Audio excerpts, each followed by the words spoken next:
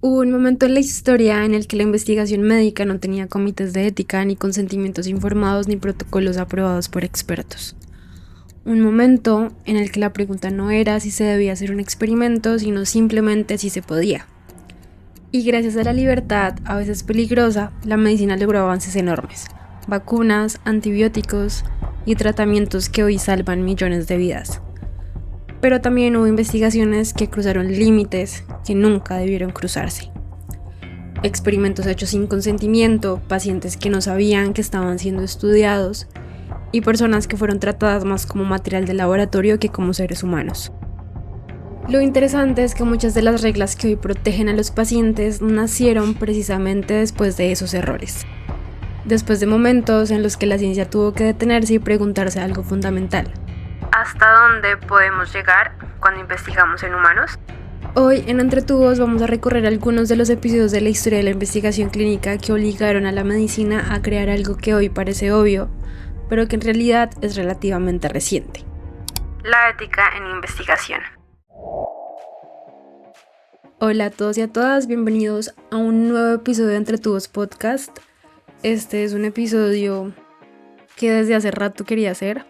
Me parece muy valioso entender cómo se ha construido la ética en investigación a lo largo de la historia y cuáles han sido aquellos hechos históricos que sentaron las bases para que hoy en día podamos investigar en humanos y podamos hacerlo bien, de forma responsable y de forma coherente, porque a fin de cuentas la investigación lo que quiere es lograr avances que estén en pro de la sociedad, en pro de buscar soluciones y también en busca de respuestas a muchas preguntas que se van planteando. Entonces, el día de hoy vamos a hablar de los 5 casos que obligaron a la ciencia a crear la ética en investigación. Son como 5 hechos históricos que marcaron un antes y un después en la investigación clínica y que me parece muy interesante pues que podamos tener en cuenta esto. A mí me parece un poco chistoso que de alguna forma este es un tema al que uno de pronto no le presta tanta atención en la universidad o cuando ya uno hace como estos cursos de buenas prácticas clínicas y buenas prácticas en investigación. Sin embargo, siento que es muy importante ver qué hay detrás de de todo lo que existe hoy, de todas estas reglas y estos lineamientos que permiten que hoy en día la investigación siga sucediendo. Entonces, bueno, en primer lugar, siento que es importante que entendamos la investigación clínica como un motor de progreso. Desde las antiguas civilizaciones, las personas ya se estaban encargando de observar los procesos de enfermedad. Digamos que los médicos de ese entonces lo que hacían era registrar los síntomas para poder predecir cómo iba a ser la evolución de las enfermedades y asimismo poder plantear tratamientos y ver cuál era la respuesta de las personas a esos tratamientos. Entonces hablábamos de una medicina como más empírica, no era tan experimental, digamos que en ese entonces todo era a partir de la experiencia y a partir de los comportamientos que se iban observando en las personas. Y pues podemos decir que esto era una limitación, pero al mismo tiempo es resultado de cómo estaba dándose la ciencia en aquellos tiempos. En el siglo XVIII podemos decir que se dio el primer ensayo clínico y les voy a contar un poco de la historia de James Lind. Por allá en el siglo XVIII resulta que se empezó a identificar una enfermedad que sufrían los marineros cuando tenían viajes muy largos. Esta enfermedad se le denominó escorbuto y básicamente esta era una de las principales causas de muerte en los marineros. Sin embargo, nadie sabía cómo tratarlo, nadie sabía realmente qué era lo que causaba esta enfermedad. Y muchos médicos sospechaban que podía relacionarse con la dieta, pero realmente nadie había como podido demostrarlo. Y a raíz de esto, James Lind, un médico de la Marina Británica, decidió comparar tratamientos de forma organizada, algo que era muy poco común en esta época, donde no se realizaban o no se tenían las bases para diseñar un ensayo clínico. Y en lugar de probar tratamientos al azar, decidió compararlos. Entonces el experimento que Lind realizó consistió en seleccionar 12 marineros con esta enfermedad y los dividió en 6 grupos, donde cada grupo recibía un tratamiento diferente. Entonces un grupo recibió tratamiento con sidra, otro grupo recibió tratamiento con vinagre, otro grupo recibió tratamiento con agua de mar, otro con una mezcla medicinal y otro grupo recibió tratamiento con cítricos como naranjas y limones. Lind, que logró observó que los marineros que recibieron cítricos como tratamiento mejoraron de forma más rápida y al día de hoy sabemos que el escorbuto se debe a la deficiencia de vitamina C. Entonces digamos que este hecho sentó las bases de lo que hoy llamamos un ensayo clínico y de esta manera fue que la investigación clínica empezó a convertirse en una herramienta cada vez más poderosa para la medicina. Y algo que es muy importante tener presente es que la medicina no solo avanza con teoría. La investigación clínica se establece como una herramienta para poder avanzar, para poder buscar posibilidades, plantearse preguntas y asimismo a partir de esas hipótesis que se plantean, poder plantear diferentes soluciones y no solo soluciones, porque también es importante pensar que a partir de la investigación clínica literalmente se exploran muchas cosas de la medicina de la salud.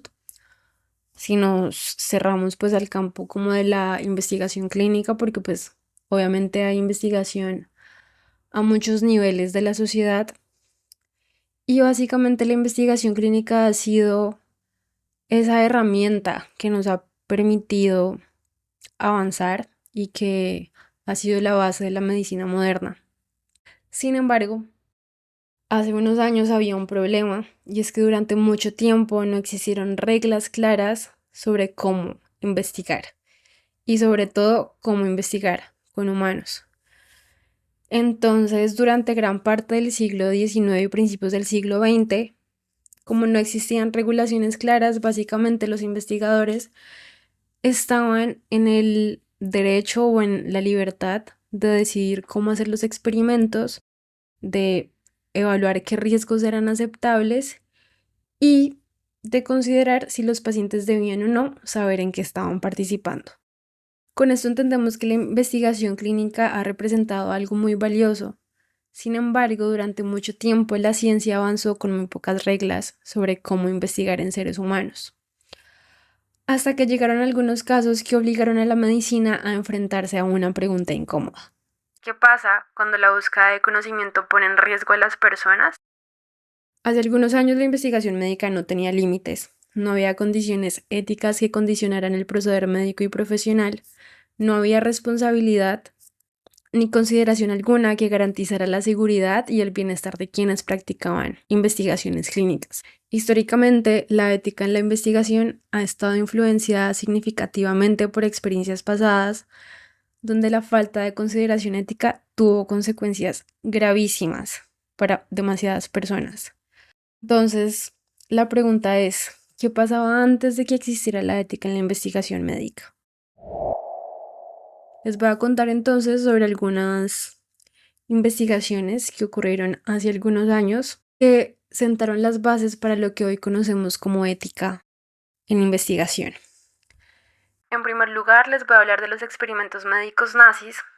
Resulta que durante la Segunda Guerra Mundial, durante el régimen de Hitler, se realizaron muchos experimentos con los prisioneros en los campos de concentración y estos experimentos, obviamente, eran sin consentimiento de las personas. Lo más irónico de todo esto es que en la Alemania prenazi existía un gran interés por parte del colectivo sanitario en materia de ética en investigación biomédica, donde se dictaron diferentes directrices para nuevas terapias y experimentación en humanos, donde digamos que las cosas se querían hacer bien.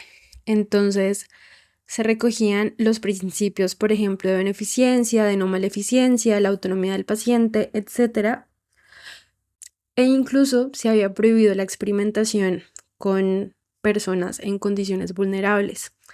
Sin embargo, cuando Hitler alcanza la Cancillería en Alemania, todo esto se fue para la basura y el deterioro en materia de ética médica fue avanzando de manera progresiva, donde también hubo cierta complicidad y cierta participación activa de las personas que hacían parte del colectivo sanitario.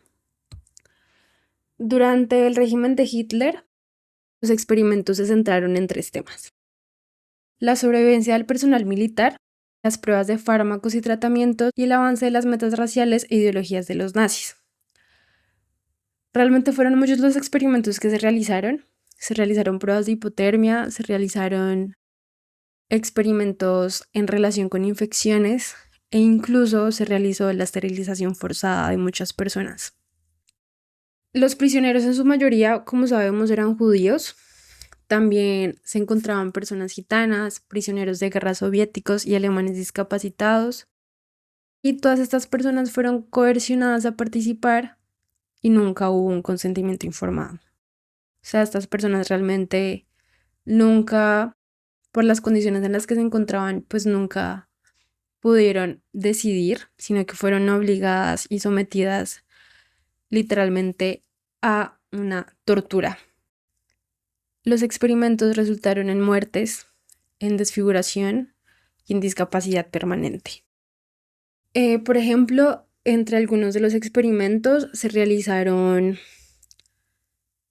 extracciones de huesos sin anestesia. Muchas víctimas en estos casos sufrían intensa agonía, también sufrieron mutilaciones y obviamente quedaron con discapacidades permanentes. También se hicieron experimentos sobre congelación, donde lo que hacían era meter a las personas en tanques de agua helada por hasta 3 horas. Los hacían meter desnudos en la intemperie con temperaturas bajo cero por varias horas. Y lo que hacían era estudiar los efectos físicos que estas condiciones pues tenían sobre las personas. Y luego de esto, los experimentadores calculaban diferentes maneras de, entre comillas, recalentar a los que sobrevivían a estas bajas temperaturas. Por otro lado, también se realizaron investigaciones en relación con la malaria. Entonces lo que hacían era infectar a las personas con mosquitos o con extractos que tomaban de las glándulas mucosas de mosquitos femeninos. Se los inyectaban a las personas y cuando ya las personas empezaban a mostrar signos de infección, lo que hacían era evaluar el tratamiento con diferentes medicamentos para probar su eficacia. Más de 1,000 personas fueron usadas en esos experimentos y más de la mitad murieron. También evaluaron la efectividad de antibióticos como las sulfonamidas. Entonces lo que hacían era generar heridas, inducían la infección con bacterias o con neurotoxinas, grababan la infección para simular heridas de batalla. Entonces lo que podían hacer era como poner vidrios o maderas u otros materiales sobre la herida y luego de esto trataban la infección para determinar la efectividad de estos antibióticos. Y como les mencioné, también se realizó la esterilización forzada. Lo hacían a través de rayos X o por medio de cirugías o por medio de medicamentos. Y entre tantos experimentos más, después de la guerra, ocurrió lo que se conoce como el juicio de los juicios de Nuremberg, que estos juicios llevó a la creación del Código de Nuremberg en 1947, donde se establecieron unos principios fundamentales para la investigación clínica. Entonces, entre estos principios encontramos el consentimiento voluntario del participante, el evitar el sufrimiento innecesario y el balance entre riesgo y beneficio. Básicamente este fue como el primer marco formal de ética en investigación humana y pues este código responde a las deliberaciones y a los argumentos por las cuales fueron enjuiciados a la jerarquía nazi y los médicos que participaron en estos experimentos. Por otro lado, hay otro estudio que se realizó en Estados Unidos por parte del Servicio de Salud Pública en Alabama, exactamente en Tuskegee. Este estudio tenía como objetivo evaluar la progresión natural de la sífilis no tratada. Entonces lo que hicieron fue someter a hombres campesinos afroamericanos con sífilis que se encontraban en condiciones de extrema vulnerabilidad, considerando los altos índices de pobreza y la falta de educación, donde, en primer lugar, no se les informó su diagnóstico real. Es decir, estas personas no sabían que tenían una enfermedad infecciosa llamada sífilis. Y lo más grave de todo es que esto ocurrió entre 1932 y 1972. O sea, dimensionen la cantidad de tiempo. Y durante este tiempo, que fue un tiempo donde la penicilina se convirtió en un tratamiento efectivo para la sífilis, no se les administró, a pesar de que tenían la infección, no se les administró el tratamiento porque el objetivo del estudio era evaluar la progresión natural de la sífilis no tratada. Entonces tocaba ver cómo a lo largo de los años estas personas sufrían los efectos de la sífilis a largo plazo. 28 personas fallecieron directamente por la enfermedad y 100 personas por complicaciones relacionadas. Y obviamente desde la perspectiva actual podemos decir que hubo violación del consentimiento informado y que además hubo una explotación de la población vulnerable.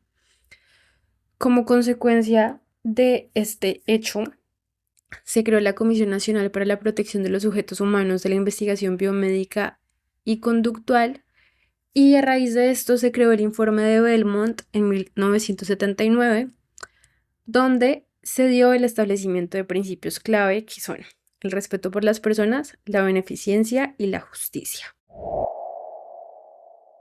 Y me encantaría decir que no hubo más estudios, que con esto fue suficiente para sentar las bases necesarias para la ética en investigación. Sin embargo, en Estados Unidos hubo otro estudio donde en la Willowbrook State School infectaron deliberadamente con hepatitis a niños con discapacidad intelectual para poder estudiar la enfermedad. Esta era una escuela estatal en Nueva York y lo que querían era determinar el curso natural de la hepatitis no tratada con el objetivo de desarrollar la vacuna. Este fue un estudio en su momento aprobado por el Departamento de Salud Mental del Estado de Nueva York y también por el área epidemiológica de las Fuerzas Armadas, donde principalmente se reclutaron niños portadores de hepatitis y niños sanos que recién eran ingresados al colegio. Si no tenían la hepatitis, se les inoculaba con los virus que eran aislados de las heces fecales de los niños que ya portaban la hepatitis. Y digamos que hay un hecho bastante cuestionable en este estudio, y es que si bien se solicitó el consentimiento de los padres para la investigación, era literalmente un descaro, porque el acceder a participar del estudio era una exigencia para que los niños pudieran ser recibidos en la institución, que tenía cupos limitados. Entonces, obviamente, ante la necesidad de que pudieran recibir los niños, pues los padres aceptaban, y me imagino yo que aceptaban sin saber realmente todas las implicaciones que esto podía tener. Y el investigador responsable del estudio, Saul Krugman, decía que era mejor para los niños ser contagiados bajo cuidadosas y controladas condiciones de investigación y supervisados por médicos de excelencia a que quedara la posibilidad de que en algún momento se infectaran. Y como consecuencia de esto, dentro de lo que ya estaba establecido en la ética en investigación, se buscó entonces poder ofrecer protección especial a poblaciones vulnerables. Se refuerza la idea del consentimiento informado real, donde la idea es que sea libre, informado y sin coerción, y donde también se establece la necesidad de evaluación estricta riesgo-beneficio en los comités de ética. Y cuando pensamos en ética en investigación, solemos pensar en experimentos médicos Sin embargo, algunos de los estudios que más influyeron en la discusión ética ocurrieron en el área de la psicología, así que les voy a compartir sobre dos experimentos. Uno fue el experimento de Milgram, donde el psicólogo Stanley Milgram realizó experimentos sobre obediencia. Esto ocurrió en la Universidad de Yale y ha sido un experimento muy importante dentro de la psicología social, donde lo que se quería explorar era ver hasta qué punto los individuos obedecían a órdenes de una figura de autoridad, incluso hasta el punto de verse en la obligación de infligir dolor a otras personas. Las personas que fueron participantes de este estudio no conocían la verdadera naturaleza del estudio y lo que hicieron fue asignarles el rol de maestro, donde se les indicaba que debían administrar descargas eléctricas cada vez más intensas a un alumno que realmente era un actor, a medida que estas personas daban respuestas incorrectas a unas preguntas. Y básicamente el experimento reveló que el 65% de los participantes estaba dispuesto a administrar la descarga máxima cuando el experimentador se lo indicaba. ¿Qué se demostró en este estudio? Se demostró que el poder de la autoridad es impresionante y demostró el relieve de este poder en la formación del comportamiento. El experimento reveló que una mayoría significativa de participantes, específicamente el 65%, estaba dispuesto a administrar la descarga máxima solo porque el experimentador se lo indicaba, solo porque la autoridad lo indicaba. Y los participantes creían pues que estaban aplicando descargas eléctricas dolorosas. Esto obviamente era una actuación, pero los participantes creían que era real y esto generó un estrés psicológico severo en las personas. Y como consecuencia de esto se plantearon muchas inquietudes respecto a la falta del consentimiento informado nuevamente. También se cuestionó mucho el estrés psicológico al que fueron sometidos los participantes y los críticos argumentaron que el diseño experimental colocaba a los individuos en situaciones sumamente incómodas, sin las garantías adecuadas y sin realmente saber a la hora de la verdad de qué estaban siendo parte. Y asimismo hubo cambios significativos en las prácticas de investigación, incluyendo el establecimiento de directrices que exigían el consentimiento informado y la aprobación del Comité de Revisión Institucional para Estudios Psicológicos. Otro estudio en el área de la psicología bastante importante y conocido fue el experimento de la prisión de Stanford, que fue dirigido por el psicólogo Philip Zimbardo.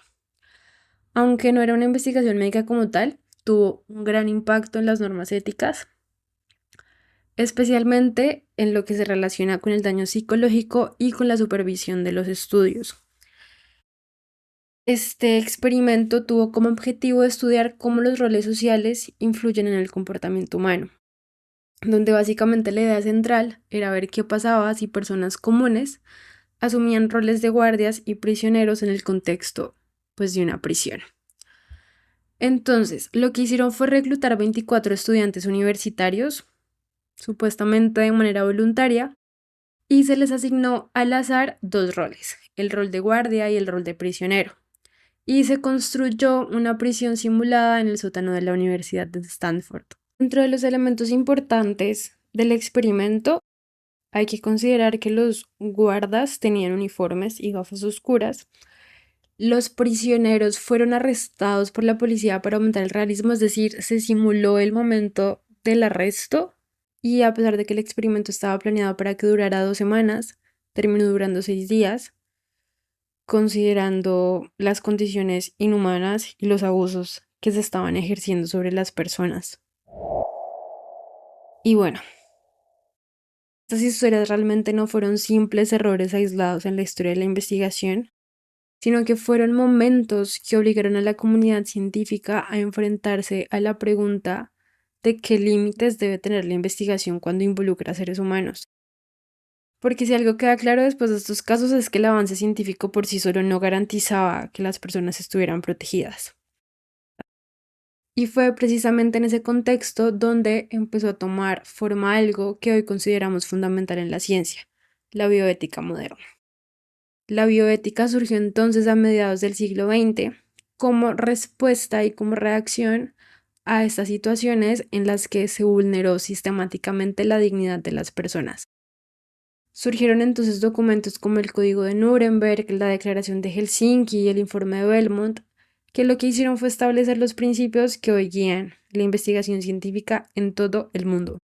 La ética en investigación comprende entonces principios fundamentales como son la beneficencia, la autonomía, la justicia y la no maleficencia, buscando garantizar la integridad física, proteger los derechos, el bienestar y la confidencialidad de los participantes y asimismo el cuidado del medio ambiente y de los animales. Y la investigación con seres humanos implica entonces honestidad, consentimiento informado, transparencia y evaluación de riesgos. Y de esta manera también surgieron los comités de ética en investigación, que entre sus funciones principales está revisar los protocolos antes de que se realicen los estudios, asimismo evaluar los posibles riesgos que los participantes puedan tener y asegurar que el consentimiento informado sea adecuado. Con esto entonces cambió completamente la forma en la que se hacía investigación. Y básicamente la bioética moderna nació cuando la comunidad científica entendió que el avance del conocimiento no podía estar por encima de la dignidad y la seguridad de las personas. Hoy, obviamente, la investigación clínica está muchísimo más regulada porque aprendimos que el progreso científico no puede estar por encima de la dignidad humana. La historia de la investigación clínica suele contarse como una historia de descubrimientos. La vacuna que salvó millones de vidas, el antibiótico que revolucionó la medicina, el tratamiento que transformó una enfermedad mortal en una enfermedad tratable. Pero hay otra parte de esa historia que no siempre se cuenta. Una historia hecha de errores, de abusos y de decisiones que hoy sabemos que nunca debieron tomarse. Y fue precisamente esa parte incómoda de la historia la que obligó a la ciencia a cambiar, a crear reglas y a poner límites.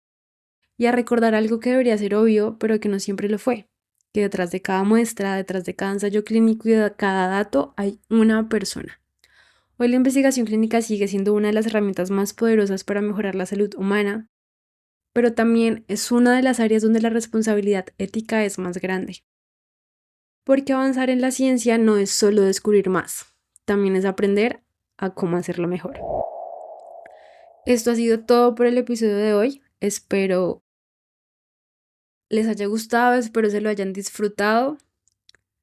Cuéntenme si les gustaría que de pronto ahondáramos un poquito más en todos estos documentos que están sustentando la ética en investigación. ¿Qué opinan sobre estos sucesos y sobre estos hechos históricos que obviamente marcaron un antes y un después en la investigación clínica? Y recuerden que nos pueden encontrar en redes sociales como @entretubospodcast y nos encontramos la próxima semana con un nuevo episodio. Cuídense mucho. Bye. Yo soy Val Estrada, bacterióloga apasionada por la ciencia y esto es Entre Tubos, un podcast de microbiología y bioanálisis. Encuéntranos en redes como Entre Tubos Podcast y escúchanos en plataformas de audio cada semana.